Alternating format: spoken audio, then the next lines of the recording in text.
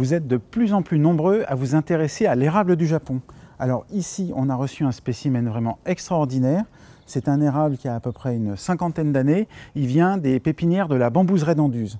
On a vraiment de la chance et on va l'installer au jardin, ici, qui est une partie de la cour qui est relativement ombragée, grâce notamment à la présence du bouleau. Et les érables du Japon n'aiment pas être en plein soleil, donc l'emplacement ici va être absolument parfait. Vous et moi, nous l'appelons communément l'érable du Japon. C'est un arbre qui est déjà très élégant par sa forme, mais qui est très intéressant aussi grâce à son feuillage. Il va changer de couleur plusieurs fois dans l'année. Les jeunes feuilles de celui-ci vont être vertes, par exemple. On en voit encore quelques-unes qui sont bien teintées de vert au printemps, puisque c'est un arbre à feuillage caduc. Donc au printemps, les feuilles démarrent avec une couleur. L'été, elles prennent leur couleur normale. Donc pour celui-ci, ça va être le pourpre foncé.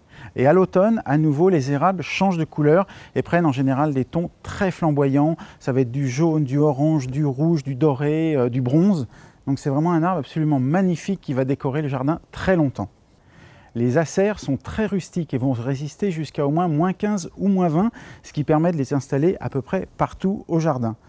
La petite chose qu'il faut retenir, c'est qu'ils ont néanmoins besoin d'un sol bien drainé et légèrement acide. Donc si, comme moi, vous avez une terre un peu lourde, il faudra rajouter dans le sol du sable, de la terre de bruyère pour acidifier un peu et éventuellement au fond du trou de plantation des graviers ou des cailloux pour vraiment faciliter le drainage. Comme la plupart des plantes de terre de bruyère, il faudra faire un trou plus large que profond. En effet, ces plantes ont des racines plutôt superficielles qui s'étalent à l'horizontale et pas vraiment des racines qui vont aller en profondeur. Donc là, ici, je vous laisse imaginer la taille de celui qu'il va falloir faire.